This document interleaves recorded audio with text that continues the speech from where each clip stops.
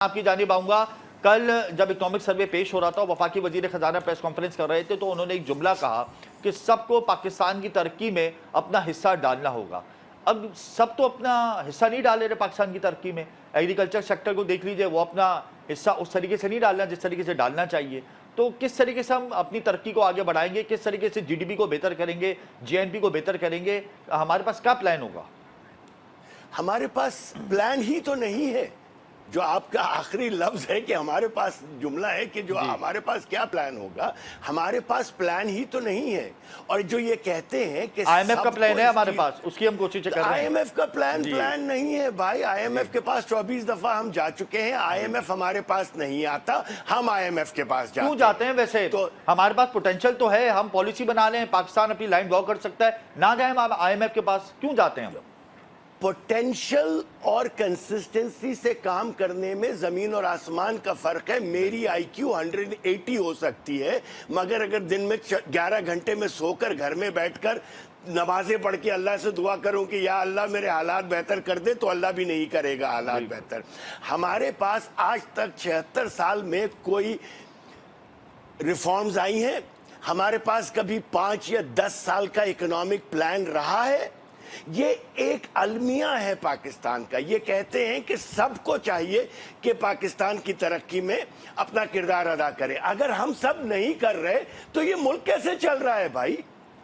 اصل تو ہم ہی کر رہے ہیں. سارے ٹیکسز تو ایک عام آدمی کے اوپر ہے, جی ایس ٹی عام آدمی کے اوپر ہے.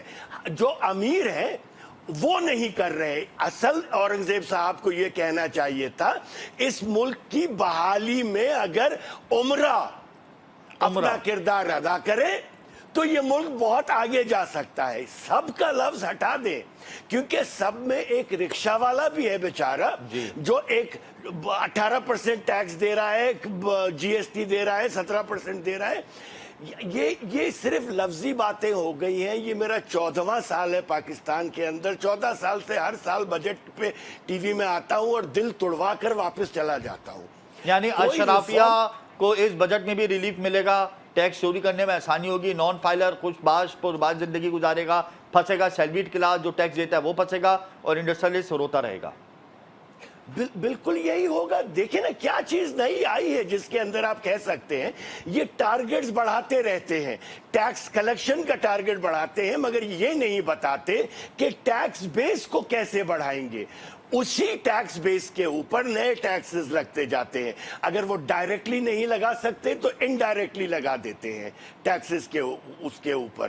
ہمارے یہاں کوئی حل نہیں ہے, کوئی ریفارمز آج تک نہیں. جب تک امپورٹ ایکسپورٹ میں ریفارمز نہیں ہوں گی, جب تک انڈیجنس, سب میں پہلے بھائی کہہ رہے تھے, محسن شاید ان کا نام تھا, جو کہہ رہے تھے کہ لوکل انڈیجنس اکانومی جب تک صحیح نہیں کریں گے آپ, دنیا کا کوئی ملک ایف ڈی آئی پر گرو نہیں ہوا ہے. میں چیلنج کر کے جاتا ہوں کہ کوئی اکانومسٹ مجھے بتا دے کہ آج تک دنیا میں کوئی ملک فورن ڈائریکٹ انویسٹمنٹ پہ گرو ہوا ہے؟ نہیں ہوا ہے.